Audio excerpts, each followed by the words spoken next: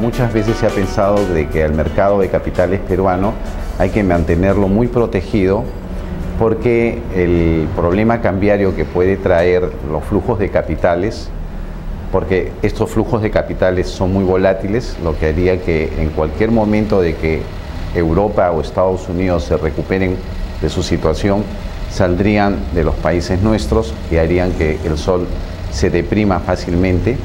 Entonces ha hecho de que por medidas de tipo cambiario, de volatilidad del sol, el mercado de capitales peruano sea muy protegido. Yo pienso que algo positivo es que se abra un poco más el mercado, pero ¿sabe qué? Lo interesante es que lo entienda el ente regulador, que es necesario abrir el mercado, pero no como como algo oportunista. Abro el mercado porque necesito que se vayan los dólares para que el dólar se revalúe y no estemos acá con el problema del sol. No hacerlo así, porque entonces la gente comienza a especular. ¿Se dan cuenta? No se dan señales claras de una política clara. Acá lo que se tiene que mostrar es, digamos, transparencia, claridad y honestidad. Entonces, yo debo abrir un mercado porque pienso que la gente se enriquece así. Si usted protege a un mercado de bienes, por ejemplo, el precio interno de esos bienes va a subir. Y ocurre lo mismo acá. Puede ser que algunos bonos estén sobrevaluados, ¿no? Yo creo que es muy probable que estén sobrevaluados los bonos, por ejemplo, incluso las acciones peruanas.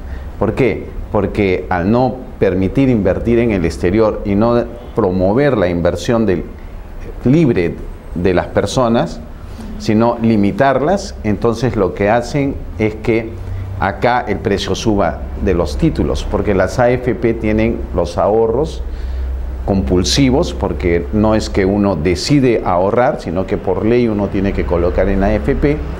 Entonces la AFP tiene ese dinero, lo limitan a invertir en el exterior, entonces tiene que buscar títulos en Perú. Si bien el mercado peruano va creciendo, es porque, claro, el Perú tiene lo que se llama una productividad del capital bastante buena. ¿Por qué? Porque somos un país que recién está empezando a crecer. La productividad del capital le podríamos trasladar como decir rentabilidad, ¿no? Entonces, esa rentabilidad obviamente va a ir creciendo en la medida de que, digamos, el exterior vaya introduciendo fondos hacia nuestra economía y generando una especie de efecto multiplicador como se ha dado entre la minería y la industria metalmecánica, por ejemplo. ¿Cómo piensa un inversionista afuera? Un inversionista afuera siempre piensa por tramos. Hoy día agotamos a este, mañana agotamos a este, pasado agotamos a este. Te van agotando, es lo que ellos hacen. Entonces, ya han agotado a algunos. Que crezca la productividad o la rentabilidad en ese país es relativo, habría que ver qué incentivos va a dar el gobierno en ese país. En Perú todavía no, entonces vamos a Perú, se convierte en un destino interesante el Perú. No importa si somos el cuarto país o el quinto país que recibe inversión extranjera o si la metodología está mal hecha. Lo importante es una cosa, nos han identificado, saben que tenemos productividad, saben que acá las tasas son relativamente altas, entonces enfilemos a Perú porque ya hemos agotado al resto. El mercado de capitales es interesante cuando la bolsa se convierte en interesante. Y la bolsa se convierte en interesante cuando esa bolsa se vuelve líquida. Y para que esa bolsa se vuelva líquida, tiene que haber agentes que la vuelven líquidas. Por ejemplo, un sistema de market maker de repente podría empezar a funcionar.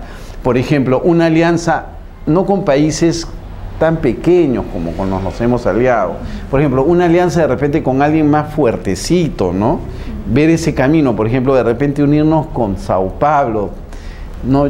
Por ahí, o de repente comenzar a pensar en que debemos de vincularnos digamos, con instituciones de Estados Unidos, con bolsas americanas de distinto nivel. Entonces, comenzar a atraer a esos capitales y que los de acá podamos comprar instrumentos de allá. Mire, hay una variedad de instrumentos muy interesantes. Yo no veo malo, les soy sincero, que nos comencemos primero a abrirnos a otros mercados, porque a la larga son activos para el Perú, porque lo compra un peruano y ese dinero lo tiene el peruano.